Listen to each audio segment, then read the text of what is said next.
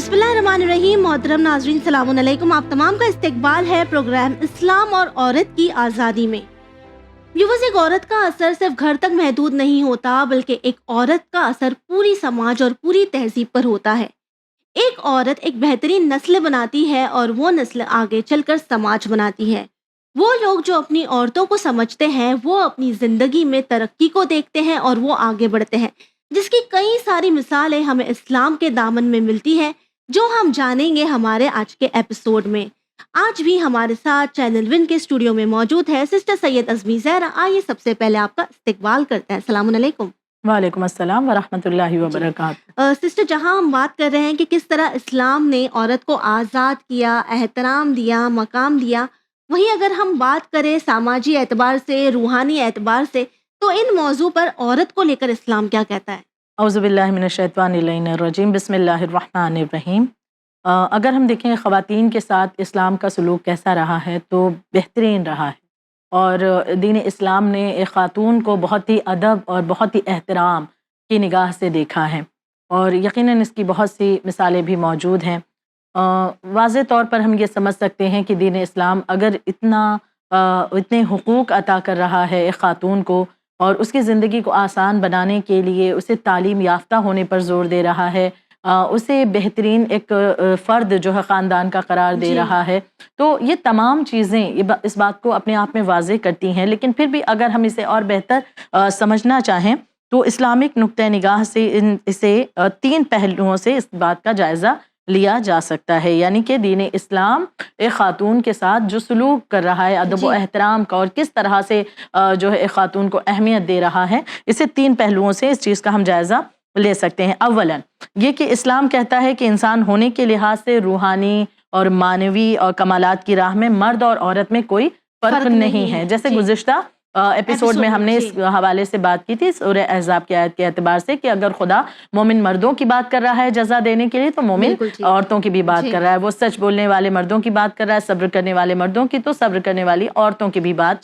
कर रहा है, कि जिसे परवरदिगार आलम अजर अजीम अता करने वाला है। बराबर है दोनों, यकीनन। तो रूहानी और मानवी कमालात के एतबार से मर्द और औरत में फ़र्क नहीं रखा गया, दोनों उस मकाम पर अपनी कोशिश के ज़रिए से, अपनी जद्दोजहद के ज़रिए से पहुँच सकते हैं। बहुत सी ख़वातीन जो बेहतरीन रूहानी और मानवी मकाम पर पहुँची, उनकी मिसालें भी तारीख़ में मौजूद हैं। जनाब हव्वा हों, जनाब सारा हों, जनाब हाजरा हों, या जनाब मरियम मुक़द्दसा हों, बीबी खदीजतुल कुबरा हों, और सबसे अज़ीम शख्सियत यकीनन जो ख़वातीन की सरदार करार पाएँ, जनाब फ़ातिमतुज़ ज़हरा सलामुल्लाह अलैहा, कि उस बुलंद मकाम पर परवरदिगार आलम ने फ़ाइज़ किया है। ख़वातीन करबला हैं कि जो अपने आप में बेमिसाल नज़र आती हैं। तो ऐसी बहुत सी मिसालें। तो लिहाजा पहली चीज़ जो है कि रूहानी और मानवी कमालात के एतबार से दीन इस्लाम ने कोई फ़र्क नहीं रखा मर्द और औरत में। फिर दूसरी चीज़ कि ख़ानदान के फ़र्द के एतबार से, यानी ख़ानदान में अगर एक मर्द है तो वो बहुत सुपीरियर है, खातून है तो इन्फीरियर मानी जाएगी। नहीं, मैन ऑफ द हाउस ही होता है, हम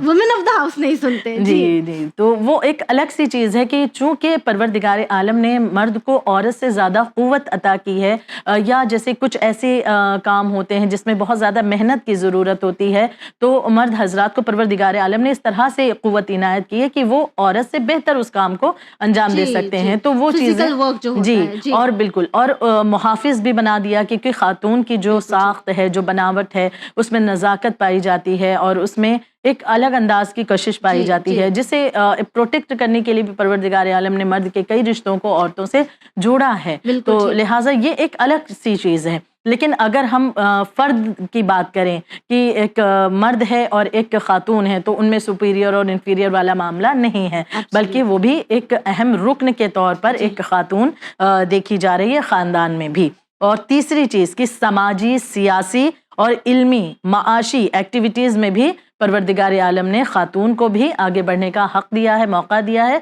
और मर्द को भी दिया है। बस फ़र्क, बस जिस चीज़ का हमें ख्याल रखना है ख़वातीन को, वो वही चीज़ें कि हया, पाकदामनी और हिजाब का ख्याल करते हुए एक खातून आगे बढ़ सकती है। सियासत के मामलात में भी ہم دیکھیں کہ اگر بہت سے مسلم ممالک جو ہیں وہاں پر خواتین بھی جو ہیں ایکٹیو ہیں سیاسی معاملات میں. ایران کی اگر ہم بات کریں تو وہاں پر بھی ہم دیکھتے ہیں کہ وہاں پر ایران کے اسمبلی میں بھی یا ایران کی سیاسی پارٹیز میں بھی وہاں پر بھی باحجاب خواتین جو ہیں ایکٹیو ہیں اس فیلڈ میں. کالج میں وہ لیکچرز دے رہی ہیں,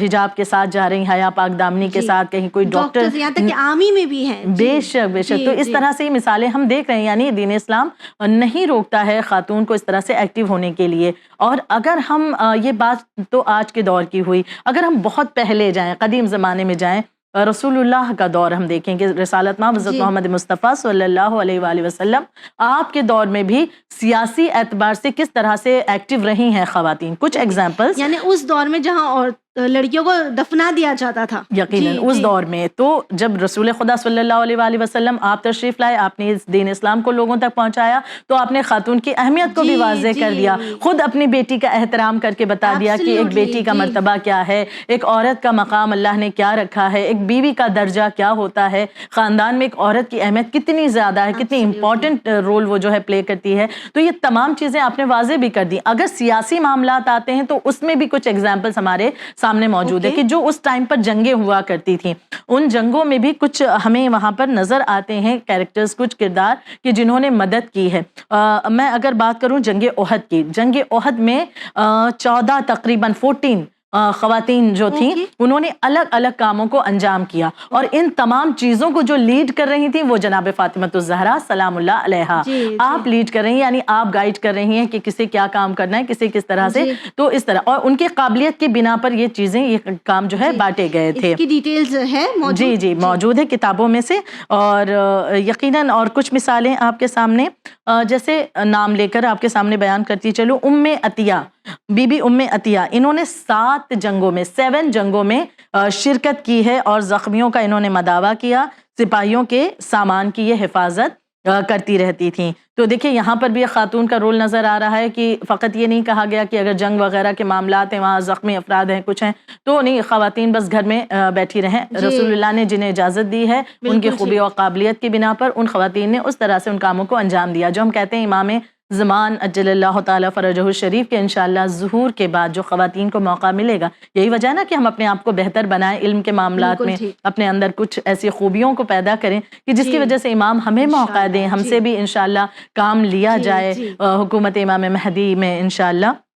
تو لہٰذا رسالت میں آپ کے دور میں ام عطیہ, انہوں نے 7 جنگوں میں شرکت کی. ان کا کام رہتا تھا کہ زخمیوں کا مداوع کرتی, سپاہیوں کے سامان کی حفاظت کیا کرتی تھیں. ام ایمن مشہور نام ہے, بی بی ام ایمن, یہ جنگوں میں زخمیوں کی مدد کیا کرتی تھیں. ام سلیم, یہ جنگ احد میں سپاہیوں کو پانی پہنچایا کرتی تھی, انہیں پانی پہنچانے کا کام دیا گیا تھا. پھر معاذہ غفاریہ, یہ زخمیوں کا علاج کرتی, یہ ایک ڈاکٹر تھیں, ایک طبیب تھیں جو علاج کیا کرتی تھیں. ام سبلت, یہ ویپنز بناتی تھیں, اسلحہ بناتی تھیں,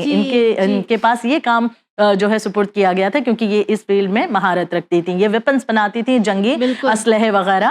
بنانے کا کام ان کے سپرد کیا گیا تھا. یعنی آج کے لینگویج میں ہم کہیں آرمز اینڈ ایمونائزیشنز, تو یہ اس وقت بھی ایک عورت نے کیا ہے. جی, اور اگر سوچیں یہ غلط ہوتا تو کیا رسالت میں آپ یہ اجازت دیتے؟ کیا جناب فاطمہ الزہرا سلام اللہ علیہا اس طرح سے خواتین کا گروہ بنا کر اسے لیڈ کر رہی ہوتی؟ نہیں, بلکہ آپ فوراً ڈانٹتی اور کہتی نہیں تمام کو گھر کے اندر بیٹھنا ہے, ان چیزوں میں عورتوں کو نہیں پڑھنا ہے. نہیں, بلکہ یہ ایگزامپلس پیش کیے گئے ہیں کہ جس کے اندر جو خوبی ہے, حیا, پاک دامنی, حجاب کی خیال کر کے ایک خاتون اس طرح سے اپنی اس خوبیوں کے ذریعے سے سماج کو فائدہ پہنچا سکتی ہے. تو یعنی ان تمام چیزوں میں دین اسلام نے اس قدر جو ہے اختیارات خاتون کو عطا کیے ہیں. جی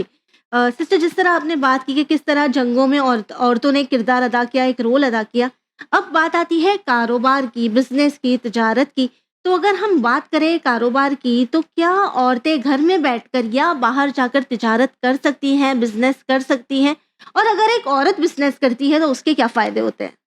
بے شک عورت کے ساتھ اسلام کا سلوک دیکھیے ادب و احترام کا رہا ہے, اور اگر وہ علم رکھتی ہے تو وہ کسی بھی شعبے میں آگے بڑھ سکتی ہے, اور اس کی اجازت اسلام دیتا ہے. بس وہی چیزیں خیال رکھنی ہیں جو بار بار جن کا ذکر کرنا ضروری ہے. حیا کا, پاک دامنی کا, حجاب کا انسان خیال رکھ کر کے وہ ڈاکٹر بھی بن سکتی ہے خاتون, ایک انجینئر بھی بن سکتی ہے, وہ کسی اور شعبے میں بھی جانا چاہتی, وہ ایک بہترین استاد, ایک بہترین ٹیچر بن سکتی ہے, لوگوں کو بہترین درس دے سکتی ہے.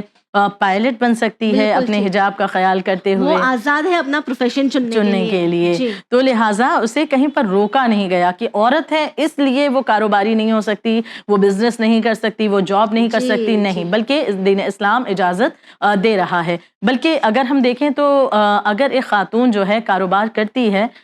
یا بزنس کرتی ہے یا جاب کرتی ہے تو اس کے کچھ فائدے بھی جو ہے نظر آتے ہیں، کچھ Okay۔ اس کے فائدے بھی ہیں۔ کس طرح سے؟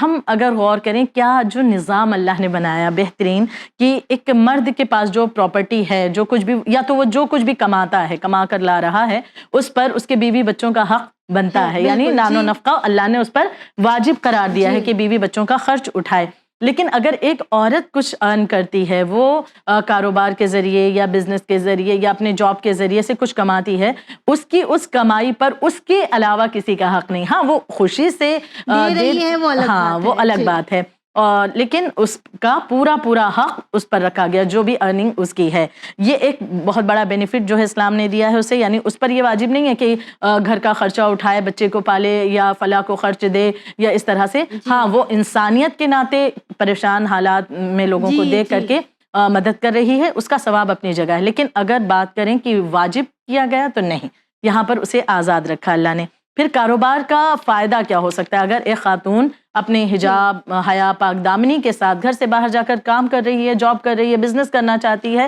کیا فائدہ ہو رہا ہے کہ خاندان کی مالی حالات کو وہ بہتر بنا سکتی ہے، وہ حالات کو بہتر بنا سکتی ہے۔ ایک میل ایگو لے کر کے کہ ہم اسلام کی طرف فقط اس وقت دیکھتے ہیں بعض دفعہ کہ بس شادی کا معاملہ آیا، بھائی صیغہ جاری کرنا ہے تو اسلام کے اعتبار سے، کوئی مر گیا تو اسلام کے اعتبار سے کفن دفن کرنا ہے، لیکن جو زندگی پائی ہم نے، جینے کا طریقہ، اس میں اسلام کیا کہہ رہا ہے؟ اسے بعض دفعہ کنارے رکھ کر کے میل ڈومینیٹڈ سوسائٹی کو پریفرنس دی جاتی ہے، اور یہی وجہ ہے کہ آج معاشرہ کامیاب نہیں ہو پاتا، اور ہر وہ معاشرہ کامیاب آپ کو نظر آئے گا یا وہ ممالک آپ کو کامیابی کی طرف بڑھتے نظر آتے ہیں جہاں خاتون کو اہمیت دی جاتی، عزت بخشی جاتی ہے۔ وہ ممالک چھوٹے سے ہوتے ہوئے بھی وہ بڑے بڑے سپر پاور سے جو ہے مقابلہ کرنے کے لیے انہیں قوت مل رہی ہے، کیونکہ خاتون کو اہمیت دی ہے، ان کا ایک رول ہے۔ یہ نہیں کہ تم عورت ہو لہٰذا تمہیں کوئی حق حاصل ہے، میں مرد ہوں، میں ان چیزوں کا، ٹھیک ہے آپ میں اتنے اختیارات آپ کے پاس یا اتنا سب کچھ ہے کہ آپ کما سکتے ہیں، وہ ایک الگ سا مسئلہ ہے، لیکن اگر ایک خاتون کام کرنا چاہتی ہے، لیکن ہاں وہ یہ نہ ہو جائے کہ ایک خاتون، ہم دونوں پہلو سے بات کریں، اگر ایک خاتون بچے کی تربیت کو طاق پر رکھ دے، بچے کی تربیت کے اعتبار سے وہ خیال نہیں کر رہی، یا گھر کے نظام جو ہے بہت درہم و برہم ہو رہا ہے، ان تمام چیزوں کو وہ ترک کر کے، حجاب کی رعایت نہ کر کے، حیا پاک دامنی کو ترک کر کے اگر وہ جاتی ہے اور کاروبار یا بزنس یا کچھ کر رہی، تب اس کے مذمت کی جائے گی، کیونکہ اس نے اپنے ان امور کو انجام نہیں دیا ہے جن کی طرف وہ شریعت اسے متوجہ کر رہی ہے۔ اس کے ساتھ وہ آزاد ہے، ان تمام چیزوں کے ساتھ میں وہ آگے بڑھنا چاہتی ہے، اسے آزادی دی گئی ہے۔ تو لہٰذا خاندان کی مالی حالات کو وہ بہتر کر سکتی ہے اگر ایک عورت کماتی ہے شریعت کے دائرے میں رہ کر، اپنے بچوں کی تعلیم اور صحت میں ایک اچھا جو ہے اپنی طرف سے کنٹریبیوشن کر سکتی ہے، بچوں کو اچھی صحت کے اعتبار سے خیال کر سکتی ہے، اچھی تعلیم، اچھے اسکول میں اسے پڑھا سکتی ہے، اس کے لیے بہترین علم کا انتظام کر سکتی ہے۔ اور آج کے دور میں خاتون کے لیے تو اور آسان ہو گیا، آن لائن جاب وغیرہ یا ورک فرام ہوم کا جو آپشن ہے، اس کے ذریعے خاتون گھر بیٹھے بھی اپنے آپ کو جو ہے اس طرح سے خود مختار بنا سکتی ہے، بے شک خود مختار بنا سکتی ہے، انڈیپینڈنٹ ہو سکتی ہے، یعنی بہت سے فائدے ہیں۔ اور زن و شوہر دونوں پر جو ایک بوجھ ہوگا، دونوں مل کر کے بانٹتے ہیں اور آگے بڑھتے ہیں، تو لہٰذا اسلام اس سے منع نہیں کرتا۔ اور سب سے بڑی مثال ہم کیسے بھول سکتے ہیں کہ جناب خدیجہ الکبریٰ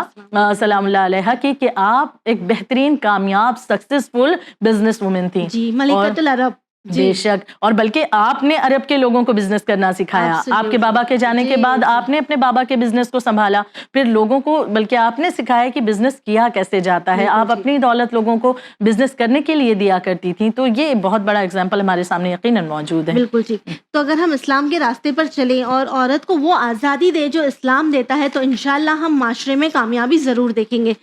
سسٹر، جس طرح آپ نے ہمیں کاروبار کی بات کر کے بہت ساری چیزیں ایکسپلین کی، بہت ساری چیزیں بتائیے، اب اگر ہم اسلام کے دامن میں دیکھنے جائیں تو ہمیں اور کیا مثال ملتی ہے، اور کون سے پروفیشنز ملتے ہیں جس کے ایگزامپلس آج بھی موجود ہیں؟ بے شک بہت سی مثالیں ایسی خواتین کی موجود ہیں رسول خدا صلی اللہ علیہ وآلہ وسلم کے دور میں، عرب میں، ان خواتین کی کہ جو آج بھی دوسری خواتین کو جو ہے ایک حوصلہ دیتی ہیں آگے بڑھنے کا۔ علمی اعتبار سے اگر ہم بات کریں، یہ خاتون کا نام لینا چاہوں گی، ام دردہ، جو بہترین عالمہ تھیں اور بہت علم رکھتی تھیں، اور نہ صرف یہ کہ ان کے پاس علم موجود ہے تو یہ سوچ رہی ہیں میں نے علم حاصل کر لیا اتنا انف ہے، کافی ہے، نہیں، یہ دوسروں کو علم بھی دیا کرتی تھیں۔ اور جب ان کے شوہر کا انتقال ہوا تو ان کے شوہر کے انتقال کے بعد حاکم شام نے ان کی طرف مطلب پیغام بھیجا عقد کا، حالانکہ انہوں نے حاکم شام سے عقد کرنے سے انکار کر دیا، اور یہ 6 ماہ بیت المقدس میں رہیں، 6 ماہ اس کے بعد آپ شام میں رہیں اور درس دیتی تھیں، لوگوں کو جمع کرتی، علم دیا کرتی، لوگ ان کے پاس آتے تھے، ان سے علم حاصل کرتے، اور اکثر یہ ایک جملہ بار بار کہا کرتی کہ بچپنے میں علم حاصل کرو اور بڑے ہو کر دوسروں کو تعلیم دو۔ یعنی یہ ان کا پیشہ انہوں نے اپنایا تھا کہ یہ علم انہوں نے جو حاصل کیا تھا، یہ اس علم کو لوگوں میں بانٹ رہی تھیں، لوگوں تک پہنچا رہی تھیں۔ یہ مثالیں آج بھی بکس میں موجود ہیں، بے شک یہ تمام مثالیں موجود ہیں، بالکل کتابوں میں مثالی خواتین کتاب موجود ہے، اس طرح کی اور بھی بہت سی کتابیں ہیں جس میں ایسی بہت سی خواتین کا تذکرہ ہے، جن کا بھی میں نام لے رہی ہوں، ایسی بہت سی خواتین کا تذکرہ مثالی خواتین میں بھی موجود ہے، جس میں اور بھی کتابوں کا حوالہ دیا گیا ہے۔ جی، تو ایک بی بی ام دردہ کا میں نے ذکر آپ کے سامنے کیا، مزید اور کچھ خواتین کا بھی ذکر کرتی چلوں۔ بنی سعد ایک قبیلہ تھا، اس قبیلے کی عورتیں کیا کام کیا کرتی تھیں، یہ اس دور کا رسول اللہ کے دور کا معاملہ ہے، اس دور کی باتیں ہو رہی ہیں۔ بنی سعد ایک قبیلہ تھا، اس قبیلے کی عورتیں دائی کا کام کیا کرتی تھیں، دائی وغیرہ یعنی بچے وغیرہ کی ولادت کہیں ہونی ہے تو اس کے لیے جاتی تھیں، جی، تو یہ دائی کا کام کیا کرتی تھیں، اور اسی قبیلے سے دائی حلیمہ کا تعلق تھا، جنہوں نے رسالت مآب حضرت محمد مصطفیٰ صلی اللہ علیہ وآلہ وسلم کی دیکھ بھال کی تھی۔ جی، دوسری خاتون کا ذکر کرنا چاہوں گی، ام سنان، یہ صحابیت کے زمرے میں آتی ہیں، رسول خدا سے بہت محبت کرتی تھیں، اور جنگ میں انہوں نے زخمیوں کی مدد کی، اور یہ ایک بیوٹیشین تھی، اور رسالت مآب کی جو جناب صفیہ سے شادی ہوئی تھی، یعنی رسول خدا کی جو کئی بیویاں تھیں ان میں ایک بی بی صفیہ بھی تھی، اور یہ یہودی گھرانے سے ان کا تعلق تھا۔ جنگ خیبر کے بعد میں رسالت مآب سے ان کی شادی ہوئی، جنگ خیبر کے بعد یعنی یہ ایمان لائیں اور پھر رسول اللہ کے عقد میں آئیں، تو ان کو بھی جو ہے ان کی آرائش، جب یہ دلہن بنی تو ان کی آرائش وغیرہ کا جو ذمہ ہے وہ بی بی ام سنان کو دیا گیا تھا، چونکہ بیوٹیشین تھیں، آراستہ کرتی تھی، تو یہ ان کا کام تھا۔ پھر ایک اور بی بی کا ذکر کرنا چاہوں گی، ام رافع، یہ جناب عبد المطلب کی کنیز تھیں، اور دوسرے قول کے لحاظ سے رسول اللہ کی بھی کنیز تھیں، پھر آزاد کر دی گئی تھیں۔ یہ ایک بہترین نرس تھیں، یہ نرس کا کام کرتی تھی، بہترین نرس تھیں، اور ان کے ذریعے بہت سے لوگوں کو فائدہ حاصل ہوتا تھا۔ اور یہ باتیں ہم آج کے دور کی نہیں کر رہے ہیں، اس دور کی کر رہے ہیں، رسول اللہ کا زمانہ، تو یہ تو واضح ہو جاتا ہے کہ اسلام نے عورت کو کبھی بھی قید نہیں، کیونکہ اگر اس وقت یہ تمام چیزیں غلط ہوتی، بے شک رسول روک دیتے، مذمت کرتے کہ یہ تمام چیزیں جو ہیں عورتیں انجام نہیں دے سکتی ہیں، لیکن یہ چیزیں موجود ہیں تاریخ میں، بلکہ انہیں اپریشیٹ کیا گیا ہے کہ اس طرح سے خواتین یہی وجہ ہے کہ ان کے نام اور ڈیٹیلز پائی جاتی ہیں۔ جی، پھر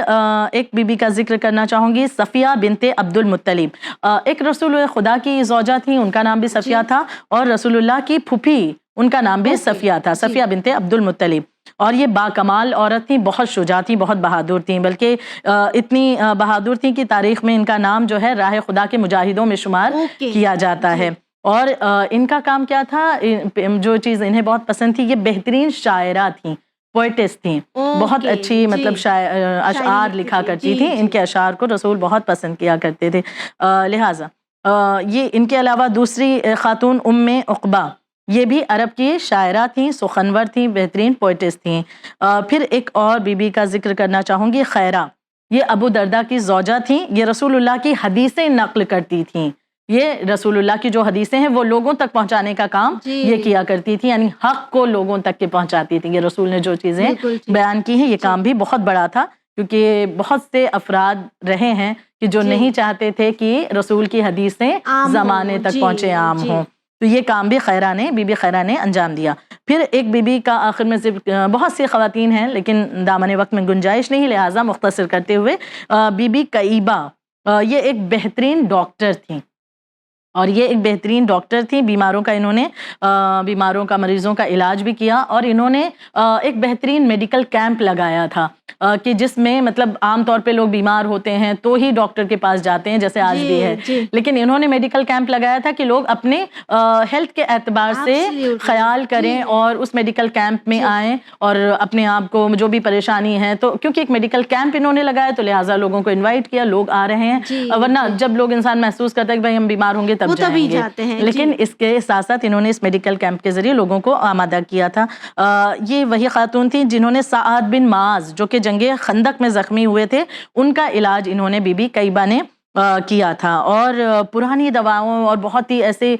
تلاش کر کے بہترین دوائیں یہ بناتی تھیں اور بیماروں کا علاج کیا کرتی تھی۔ نہ صرف یہ بلکہ ہیلتھ کیئر کے سلسلے میں انہوں نے خاص کام کیا اور عرب کے لوگوں کو اس حوالے سے جو ہے بہت زیادہ اویئر کیا کہ ہیلتھ کیئر کتنا امپورٹنٹ ہے، اس کی طرف کس طرح سے توجہ دینے کی ضرورت ہے۔ تو یہ تمام مثالیں اس دور کی ہیں کہ جہاں پر ہم یہ سوچ رہے ہیں کہ عورتیں تو کچھ نہیں تھیں، ان کا وجود کچھ نہیں، لیکن وہاں پر رسول کے آنے کے بعد، دین اسلام کو نشر کرنے کے بعد میں یہ خواتین میں وہ ہمت، وہ حوصلہ پیدا ہوا کہ جو خوبیاں ان کے اندر تھیں وہ چیزیں باہر آئیں، اور پھر رسول نے انہیں اپریشیٹ کیا، یہ تمام چیزیں ان کی خوبیاں زمانے میں ظاہر ہوئی ہیں۔ یعنی یہ بات واضح ہو جاتی ہے کہ آج جس طرح کے نعرے ہم سنتے ہیں کہ بیٹی پڑھاؤ بیٹی بڑھاؤ، یا لڑکیوں کو پڑھائیں گے آگے بڑھتے جائیں گے، تو یہ ساری باتیں ہم آج کر رہے ہیں، معاشرہ آج دین کا اسلام نے بہت پہلے اس باتوں کا تذکرہ کیا، دین اسلام نے بہت پہلے ان باتوں پر زور بھی دے دیا، اور ساتھ ہی یہ ایگزامپلس ہمیں یہ بھی بتا دیتے ہیں کہ اسلام نے عورت کے پیروں میں بیڑی نہیں ڈالی ہے، یہ معاشرہ ہے جو عورت کے پیروں میں بیڑیاں ڈالتا ہے۔ اسلام نے عورت کو نہ صرف آزاد بنایا بلکہ اسے یہ حقوق بھی دیا، یہ آزادی بھی دی کہ وہ اپنا پروفیشن خود چن سکے۔ تو ہماری چینل ون کے ذریعے جو بھی پیرنٹس ہمارا شو دیکھ رہے ہیں، ان سے ایک درخواست ہے، ان سے ایک ریکویسٹ ہے کہ وہ حقوق، وہ رائٹ، وہ آزادی جو پروردگار عالم لڑکیوں کو دیتا ہے، ہم وہ آزادی اپنی بچیوں سے لینے والے کون ہوتے ہیں؟ ضرورت ہے ہمیں اپنی بچیوں کو سمجھنے کی، اپنی بچیوں کو موٹیویٹ کرنے کی، اپنی بچیوں کا سپورٹ سسٹم بننے کی، تاکہ نہ صرف وہ اپنی زندگی میں آگے بڑھے بلکہ ان کے ذریعے ایک بہتر معاشرہ بھی بنے۔ اسی امید کے ساتھ ہمیں دیجیے اجازت، پر بنے رہیے چینل ون